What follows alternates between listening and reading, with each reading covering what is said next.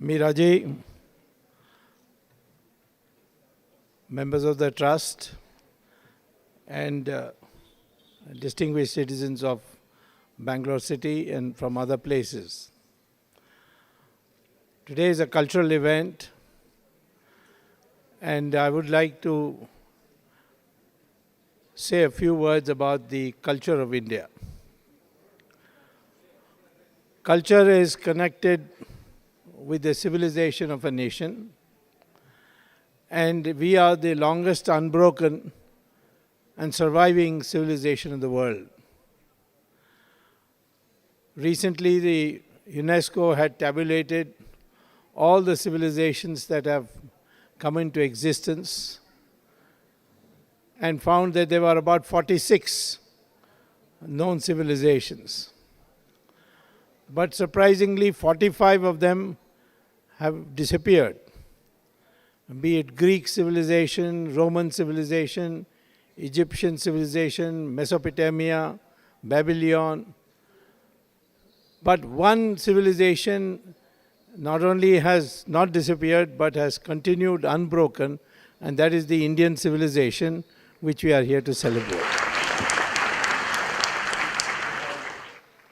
And the reason is that the cultural system that we have in this country permeates throughout the length and breadth of the country and is based on not on any rigid enforcement, but by shared values.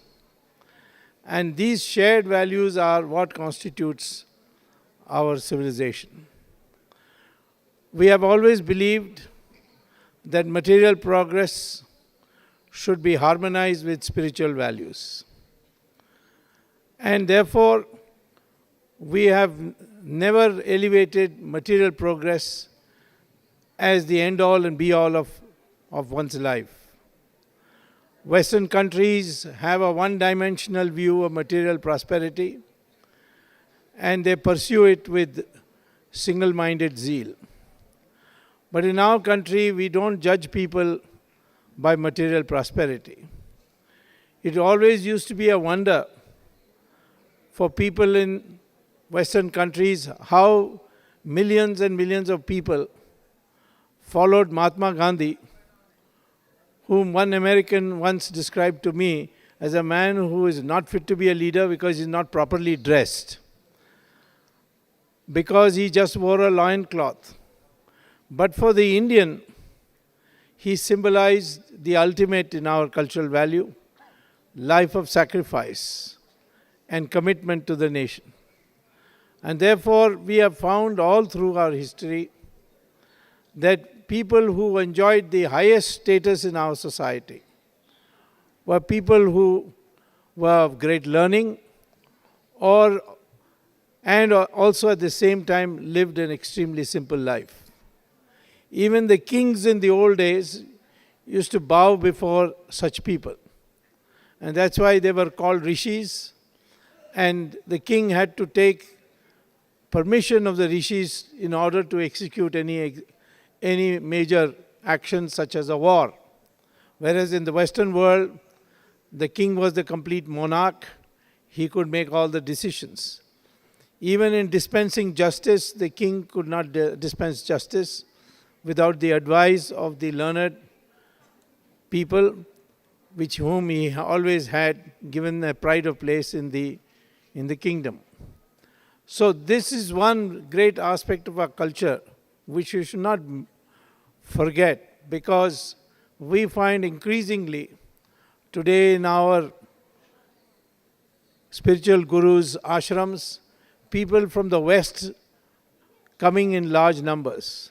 I recently went to a gathering of more than 1 lakh people in Sri Ravi Shankar's ashram, and I was surprised to find at least 10,000 people came from Europe and America. And each of them was personally very rich and well-to-do. But when I asked them why they came, when they had everything that they wanted, they said, one thing we have not been able to learn in our country, and that is how to be happy. And we were told that the best way to learn how to be happy is to come to India and learn from these spiritual gurus. So this is the kind of culture that had its checks and balances. We have always believed in converting people to our point of view through discussion, which in Sanskrit was called Shastrat. The great Shankaracharya, Adi Shankaracharya, went through the length and breadth of India right up to Kashmir, bringing everybody to his point of view by discussion. At no stage in this country we have burnt religious books of another religion. And there are religions which were persecuted in different parts of the world. We looked after them and gave them homes. The Parsis came from Persia after their country was invaded and massacred. And they came and we took them, we gave them place to stay in Gujarat, and now they have prospered into one of the most prosperous communities of our country. Similarly, the Jews came to this country after being persecuted everywhere, and we built their synagogues in Cochin and in Bombay, and they lived absolutely happily, unpersecuted.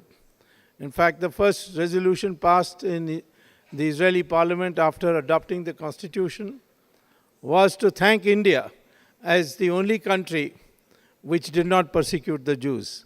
This is the tradition we have.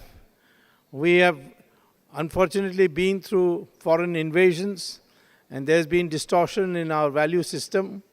But much of the past which has become fossilized, we now have to change and think in terms of a renaissance. And therefore today, to dedicate ourselves to culture and its glory and its ancient forms, and to understand the true essence of the ideology of culture that we have, which is never in the history we have invaded any country, and we have always accepted all religious paths lead to God. And therefore, as being the unique cultural system, we have to defend it with all our might. I'm therefore very happy and proud. This is my second year to come for a function organized by Meeraji. This kind of functions will definitely assist in continuing the glory of our culture and civilization into the future. Thank you very much.